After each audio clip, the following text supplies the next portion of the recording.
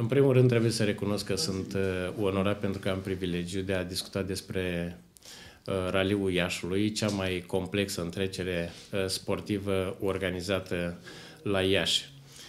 Din punct de vedere al poliției, înseamnă foarte multă responsabilitate, de fapt o responsabilitate maximă, solicitare și în același timp conștientizare că nu trebuie să se întâmple niciun eveniment rutier.